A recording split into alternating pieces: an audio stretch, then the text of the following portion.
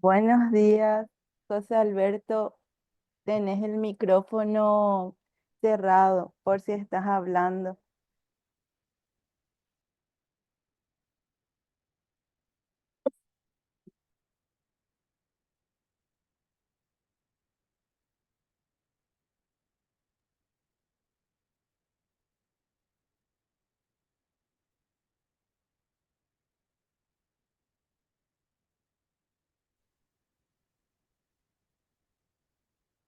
Ahí, Ahí sí.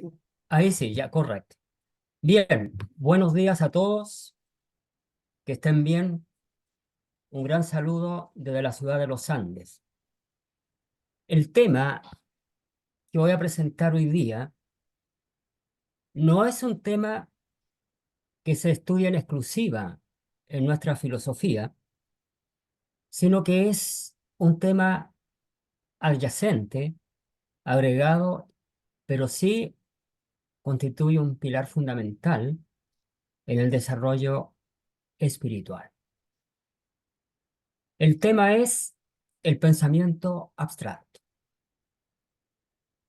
Para esta conferencia me he apoyado en la siguiente bibliografía. Del texto Filosofía Rosacruz en preguntas y respuestas, en el tomo 1 y la pregunta número 61, ¿qué es el cielo? En el texto, en nuestro texto, Concepto Rosacruz del Cosmos, capítulo 1, los mundos visibles e invisibles. También en el Diccionario de Psicología de la Asociación Americana de Psicología, en su segunda edición 2015, hay deducciones e inferencias personales. De hecho, el punto de vista que voy a exponer es personal. Y las imágenes sin alteración son de Google. Bien, como estudiantes de la Escuela de Sabiduría Occidental, es nuestro deber desarrollar lo más posible nuestras facultades cognitivas, emocionales y espirituales a fin de sacar el máximo provecho de desarrollo en esta encarnación y llegar en el momento señalado por los principios cósmicos a los planos sutiles de existencia con la mayor conciencia posible. Todo esto en beneficio de nosotros mismos y de la humanidad. Una de las formas de desarrollo del ser es la del pensamiento abstracto. A este se dirigen precisamente varios de los ejercicios de la Fraternidad Rosacruz. El currículum mismo de estudio de nuestra escuela iniciática está dirigido a ver más allá de las cosas, a trascender la objetividad y llegar a la aprehensión de ideas que permiten al alma devota y mística sincronizarse con estados sutiles del universo, estados inefables, solo dables de alcanzar con una mente superior. Considero posible y esclarecedor el seccionar el pensamiento abstracto en dos perspectivas, una exotérica y otra esotérica. Como estudiante de la Escuela de Sabiduría Occidental, concibo el pensamiento abstracto como la facultad imprescindible para un pleno desarrollo en este mundo denso, tridimensional, como también el medio para la percepción fugaz de los mundos espirituales. Bien, desarrollo en primera instancia las ideas, fuerzas del pensamiento abstracto exotérico. El pensamiento abstracto va dirigido a reflexionar sobre las causas o principios que subyacen bajo ciertos fenómenos. Se trata de una forma de pensamiento muy complejo y que representa un salto cualitativo frente al pensamiento concreto, aquel en que el objeto de nuestras reflexiones sí está ante nosotros. No hay, estimados amigos, una sola definición para el pensamiento abstracto. Depende de la perspectiva de estudio y de la corriente psicológica de las respectivas escuelas de psicología o de ciencias humanas. Pero, en una generalidad, podría decirse que el pensamiento abstracto es la capacidad de captar lo esencial de las cosas y las propiedades comunes, lo que permite evaluar las situaciones y tomar decisiones que ayudan a planificar el futuro. Es una forma de pensamiento simbólico de la que se derivan unas ciertas conclusiones. Esta definición es textual y está sacada del Diccionario de Psicología de la Asociación Americana de Psicología en su segunda edición 2015. Desarrollar este tipo de pensamiento requiere una desconexión parcial, y yo diría que incluso total, ¿ya? Con el mundo material y el hallazgo de relaciones y vínculos con lo que no vemos, es decir, con las ideas, nociones y los arquetipos del mundo inmaterial. Hay que mencionar que el pensamiento abstracto es una capacidad exclusivamente humana, porque se refiere a la disposición que tenemos las personas para crear ideas originales o plantear situaciones que nos ayudan a anticiparnos a posibles escenarios. Sin embargo, el hecho de que sea una cualidad exclusivamente humana no quiere decir que todas las personas la tengan. Mientras que en algunas es innata, en otras, la mayoría, digamos, requiere de formación y constancia. Algunas personas ancianas que han llegado a la etapa posterior de la existencia han recluido o rehuido, mejor dicho, la labor intelectual durante los años de mayor energía. Y es un principio de la naturaleza que aquello que no empleamos, lo perdemos.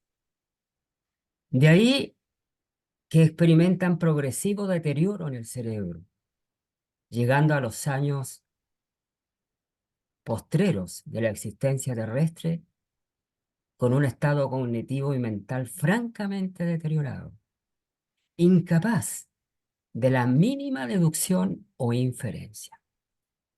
Aunque parezca paradojal, nuestros tiempos contemporáneos, con todo el abismante e innegable avance tecnológico, no contribuye al desarrollo del pensamiento abstracto ni al desarrollo de las capacidades superiores del Homo sapiens.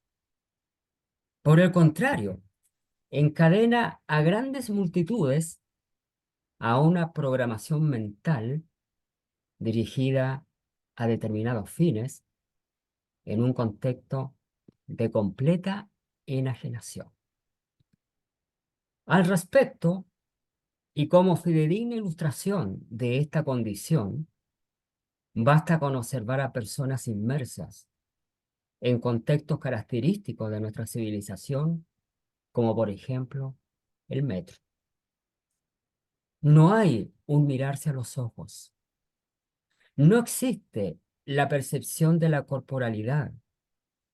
No hay una concentración del aquí y del ahora. No hay un tú. Mente, mirada, todo se reduce al tablet o celular. Estas circunstancias de completa enajenación programada constituyen, desde la mirada mística, un real peligro para la evolución del ser humano y la propia civilización, pues ha sido el pensamiento abstracto lo que ha permitido mayormente al ser humano llegar al estado de desarrollo tal como lo conocemos hoy en día. La capacidad de codificar símbolos gráficos, es decir, nuestro lenguaje. La capacidad de hacer planes, de dirigir construcciones funcionales y estéticas. Lo asombroso del lenguaje metafórico o poético, de las matemáticas, la física, del arte musical y pictórico. En fin, los fundamentos mismos de la civilización humana tienen que ver con las habilidades del pensamiento abstracto. Pregunta esencial. ¿Cómo se desarrolla el pensamiento abstracto esotéricamente considerado? El pensamiento abstracto se desarrolla a través de determinadas actividades que afinan lo cognitivo. Por nombrar algunas, aunque yo diría que son las más importantes. Uno, participar en debates. Esto es súper importante, ya que la participación en un pequeño grupo fomenta el pensamiento, desarrolla las habilidades de expresión y también obliga muchas veces a tomar definiciones de acuerdo a los criterios. Es muy bueno participar en debates. Practicar cálculo mental también. Formarse en filosofía. Bueno, yo creo que aquí sin comentarios.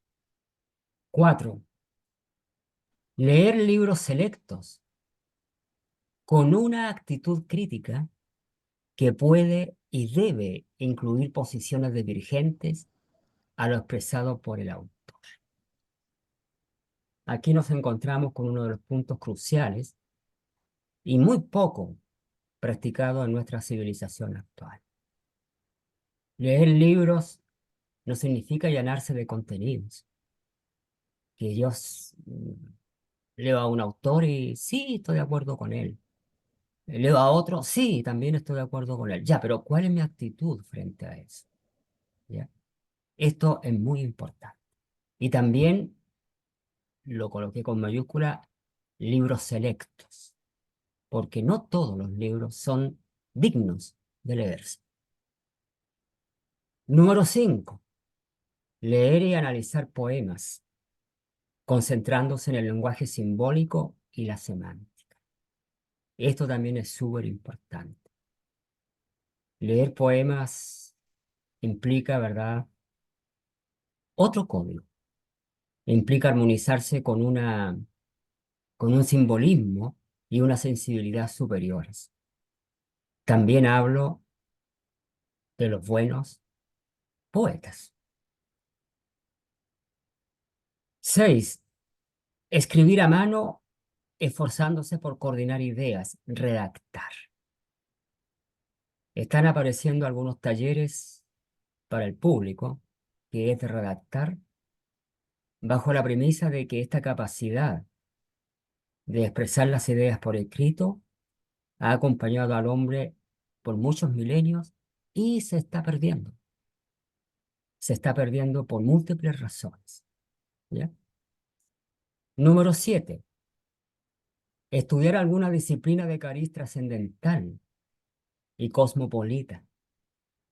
Por ejemplo, cábala, astrología, metafísica, numerología, etcétera.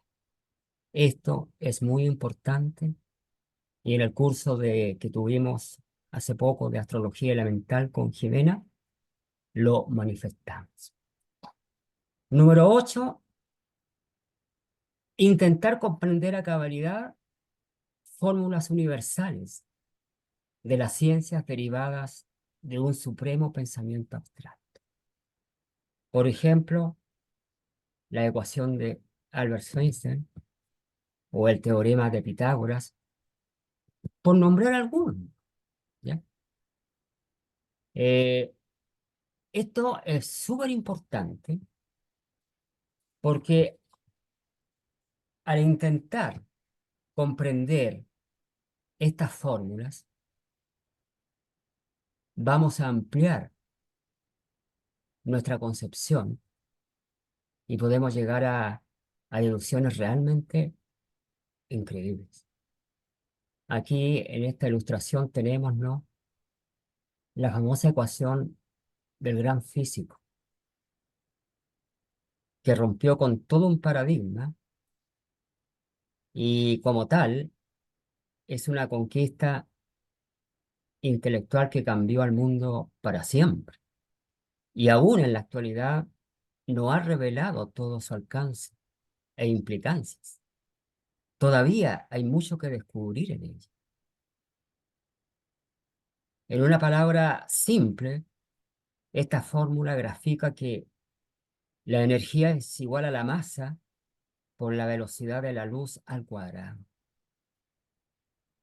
Recordemos que la velocidad de la luz son 299.792.458 kilómetros por segundo y que para fines didácticos se redondea en 300.000, ¿ya?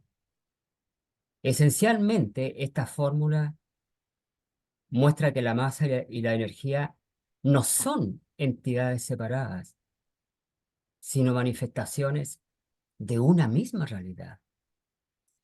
Por ende, hay una equivalencia entre masa y energía. Y la masa encierra un gigantesco potencial energético y a la vez la energía puede concentrarse en forma de masa. Esto implica que lo que parece materia sólida puede ser en el fondo una forma de energía altamente concentrada. Y yo creo que desde este concepto, esta famosa fórmula empieza a acercarse a muchos principios esotéricos. De acuerdo a esta fórmula, repito, la energía puede adaptar la forma de materia y la materia puede liberarse en energía. Este intercambio revela un orden profundo, un entramado oculto bajo las apariencias, donde todo está conectado. Fíjense, donde todo está conectado y el significado profundo de esta fórmula es que tanto de la naturaleza de la energía primaria del universo como de sus infinitesimales manifestaciones, todo está en una red. ¿No nos recuerda algunos conceptos del concepto? Pues bien, para ir finalizando, como fórmula universal y producto de un elevado pensamiento abstracto, no cabe duda que en aquellas caminatas silenciosas que hacía este científico, en sus momentos de absorción total, le vino la inspiración de este pensamiento abstracto. Esta ecuación está en concomitancia con los principios de los mundos superiores, tal se expresan en el concepto Rosacruz. De acuerdo a lo que personalmente capto, serían los mundos y planos cósmicos son estados de espíritu-materia compenetrándose unos a otros. compenetrándose unos a otros. La sustancia raíz cósmica, de la cual habla el concepto, está en vibración a diversos grados de intensidad y por lo tanto está diferentemente constituida en las distintas categorías, en este caso energía, materia. Esta sustancia raíz cósmica se mantiene unida y puesta en movimiento absoluto, que es la velocidad de la luz, que en la fórmula corresponde a la c, que viene de celeraticis, que significa, ¿verdad?, movimiento total e instantáneo, acelerado. Y como siempre, existente esencia o espíritu es el origen de toda manifestación. Todo en el universo, por lo tanto, es espíritu y la materia es espíritu cristalizado. Bueno, estas son algunas de las relaciones que esta fórmula podría tener con nuestros conocimientos esotéricos. Bueno, y cada una de las grandes fórmulas o principios son dignos de meditarse y analizar a fin de desarrollar en lo que más se pueda el pensamiento abstracto. Por lo tanto, estimados, a través de estas actividades y otras que profundizan el intelecto, que van más allá de lo cotidiano, nos incitan a alzar la mirada más allá de un horizonte plano y enriquecen la vida. Finalmente, el pensamiento abstracto libera al hombre de la materia, facilitándole el acceso a otras fuentes de conocimiento universales. En fin, el pensamiento abstracto hace personas más libres, independientes y autónomas. Y recordemos que la autonomía es uno de los principios de nuestra escuela. Es el primero, ser autónomos. No depender a nuestro pensamiento ni del sistema ni de otros. En última instancia, de lo que se trata es de bucear un poco en nosotros mismos y encontrar de esta forma las respuestas que buscamos en torno a la realidad. Bien, eh, ¿y qué hay en relación al pensamiento abstracto esotérico? Desde esta visión mística y esotérica, el pensamiento abstracto tiene también una dimensión trascendental. Yo lo llamo espiritual. Desde esta dimensión, bien se puede afirmar que el pensamiento abstracto es el pensamiento superior. Es el estado vibracional mental del verdadero pensador, del discípulo, del maestro de sabiduría, pues está en concomitancia con los arquetipos universales, con la esencia misma de la creación. Desde esta consideración, el pensamiento abstracto es el requisito indispensable para la percepción de los mundos superiores, tal como se describen en el concepto Rosacruz del cosmos. En el acápite titulado El mundo del pensamiento de este texto se afirma, comillas, el mundo del pensamiento también se compone de 7 regiones de cualidades diversas y de diferentes densidades. Y semejantemente al mundo físico, el mundo del pensamiento se divide en 2 grandes divisiones. La región del pensamiento concreto, que comprende las 4 subdivisiones más densas, y la región del pensamiento abstracto, que comprende las 3 subdivisiones superiores y más sutiles, que son como una esperanza realizable en el futuro en cuanto concierne al hombre.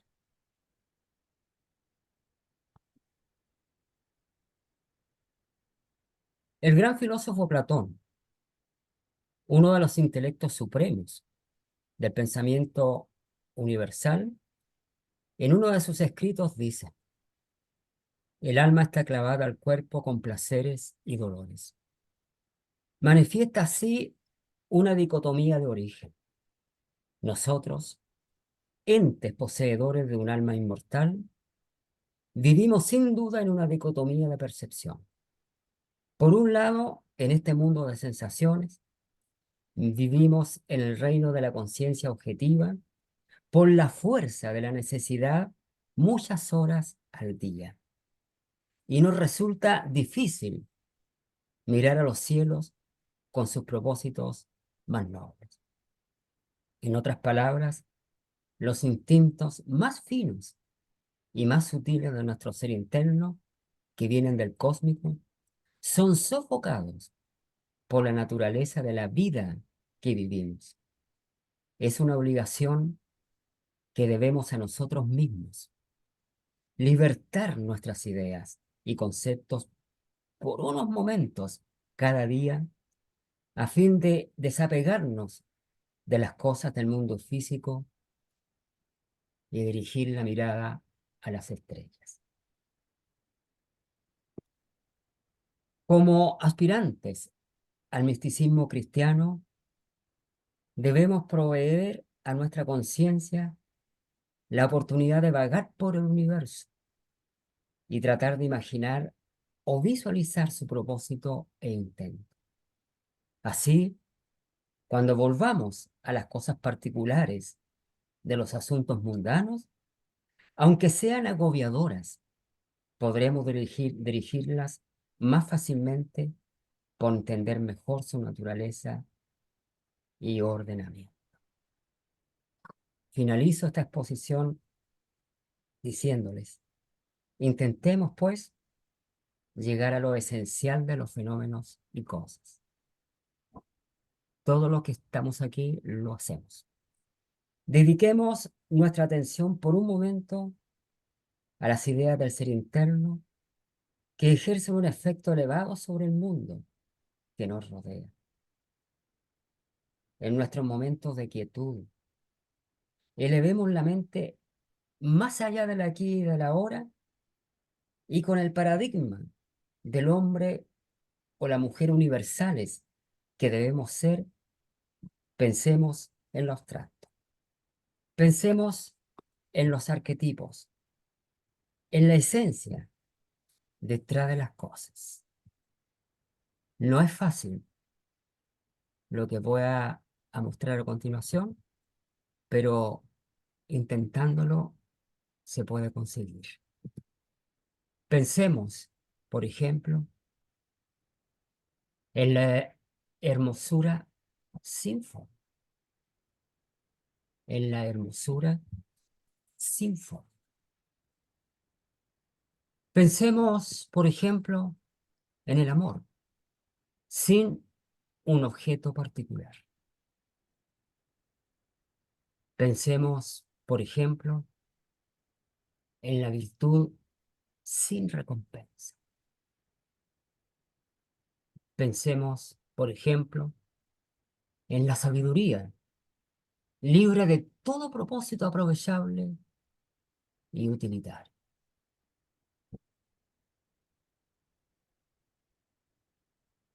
Agradezco su participación.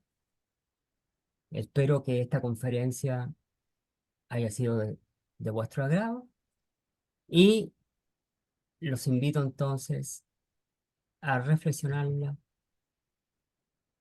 y a pensar. Gracias y dejo de compartir pantalla.